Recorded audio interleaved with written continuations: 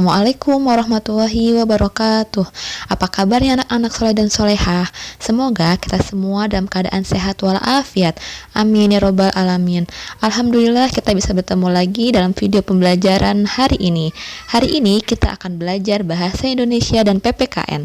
Sebelum kita mulai pelajaran hari ini, mari kita bersama-sama membaca basmalah. Bismillahirrahmanirrahim. Bahasa Indonesia, disimak baik-baik ya anak-anak.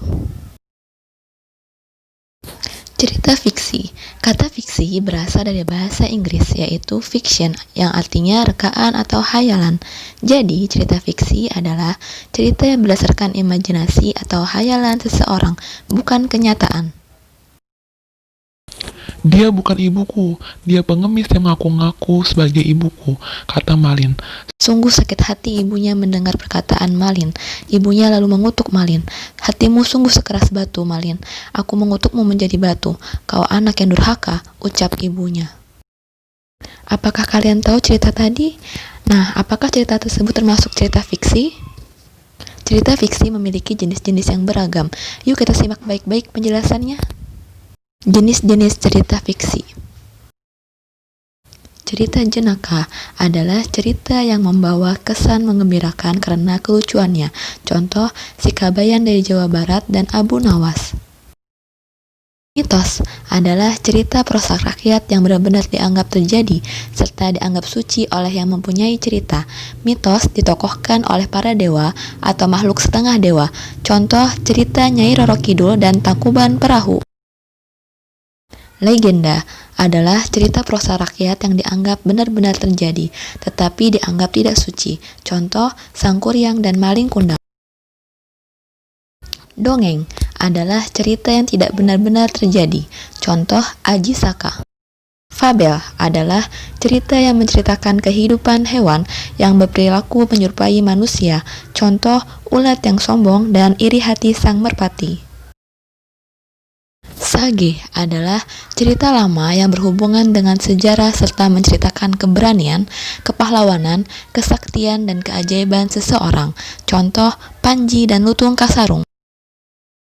Cerita pendek atau cerpen adalah cerita berbentuk prosa dalam ukuran yang luas, yaitu cerita dengan plot dan tema yang kompleks, karakter yang banyak, dan setting cerita yang beragam. Contoh, Lomba Menari dan Akibat Tidak Disiplin. Novel adalah suatu cerita dengan alur panjang yang mengarang kehidupan manusia hingga terjadinya konflik yang dapat menyebabkan perubahan nasib bagi para pelakunya. Contoh, Laskar Pelangi dan Negeri Lima Menara. Dalam sebuah cerita terdapat unsur-unsur cerita. Unsur-unsur cerita terbagi menjadi dua, yakni unsur intrinsik dan unsur ekstrinsik. Unsur intrinsik adalah unsur-unsur cerita yang berasal dari dalam cerita itu sendiri, sedangkan unsur ekstrinsik adalah unsur-unsur cerita yang berasal dari luar cerita seperti latar belakang penulis. Unsur-unsur intrinsik. 1. Tokoh dan penokohan atau sifat tokoh. Tokoh adalah orang-orang yang diceritakan atau terlibat dalam suatu cerita, sedangkan penokohan adalah sifat-sifat atau watak dari para tokoh.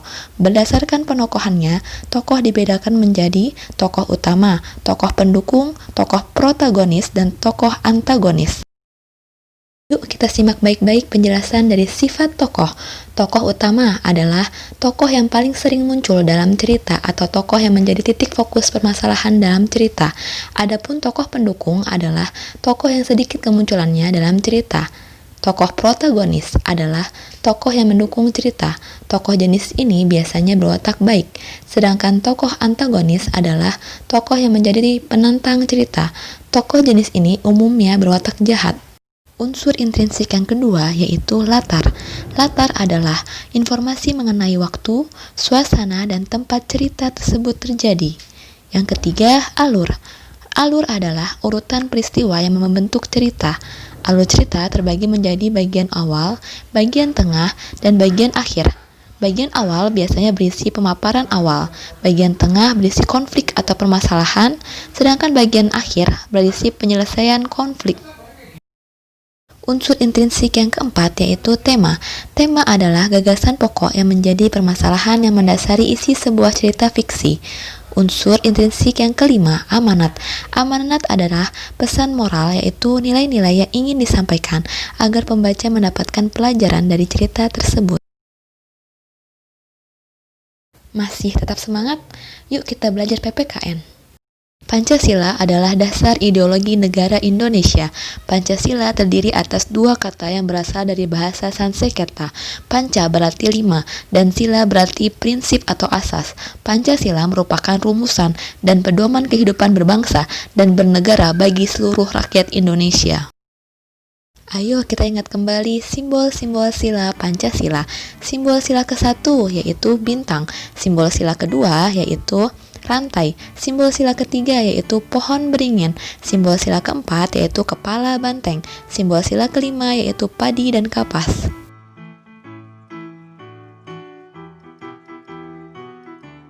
Pancasila diawali dengan sila pertama yang berbunyi ketuhanan yang Maha Esa. Adapun nilai-nilai yang terkandung dalam sila pertama antara lain 1. Keyakinan kepada Tuhan yang Maha Esa beserta sifat-sifatnya yang maha sempurna. 2. Ketakwaan kepada Tuhan yang Maha Esa dengan cara menjalankan semua perintahnya dan sekaligus menjauhi segala larangannya. 3. Saling menghormati dan toleransi antara pemeluk agama yang berbeda-beda. 4.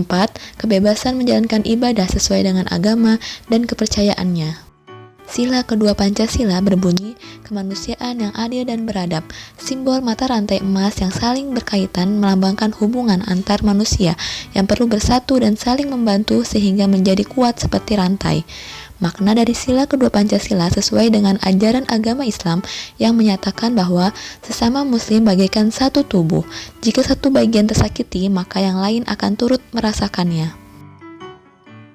Wujud pengamalan sila kedua Pancasila diantaranya sebagai berikut. 1. Mengakui persamaan hak dan kewajiban manusia. 2. Saling menghargai sesama manusia.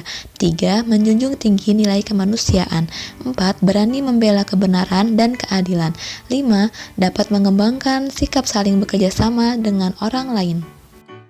Sila ketiga Pancasila berbunyi Persatuan Indonesia dan memiliki simbol pohon beringin. Pohon beringin merupakan pohon berkayu yang rindang. Pohon beringin memiliki ruang yang cukup besar yang mampu melindungi siapapun yang berada di bawahnya. Hal ini menunjukkan bahwa Indonesia merupakan negara yang dapat melindungi semua rakyatnya. Selain itu, pohon beringin juga memiliki akar gantung yang banyak. Hal ini menunjukkan bahwa Indonesia memiliki keragaman suku bangsa yang menyatu di bawah nama bangsa Indonesia.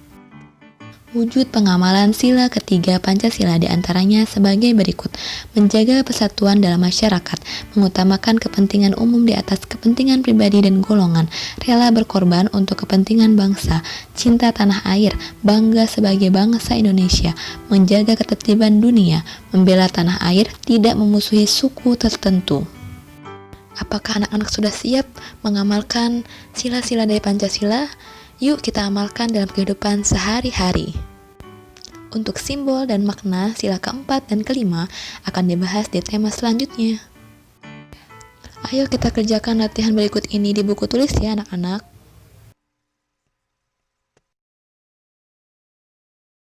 Al-Quran memerintahkan umat Islam untuk bersatu, menjaga persaudaraan dan bekerja sama dalam kebaikan. Allah Subhanahu wa Ta'ala berfirman yang artinya, dan berpegang teguhlah kamu semuanya pada tali agama Allah, dan janganlah kamu bercerai-berai, dan ingatlah nikmat Allah kepadamu ketika kamu dahulu masa jahiliyah bermusuhan. Lalu Allah mempersatukan hatimu, sehingga dengan karunia-Nya kamu menjadi bersaudara. Sedangkan ketika itu kamu berada di tepi jurang neraka. Lalu Allah menyelamatkan kamu dari sana. Demikianlah Allah menerangkan ayat-ayat-Nya kepadamu agar kamu mendapat petunjuk. Quran Surah Ali Imran ayat 103. Alhamdulillah pembelajaran hari ini telah selesai. Semoga bermanfaat ya anak-anak. Tetap semangat belajar dan jaga kesehatan. Sampai jumpa di video selanjutnya. Wassalamualaikum warahmatullahi wabarakatuh.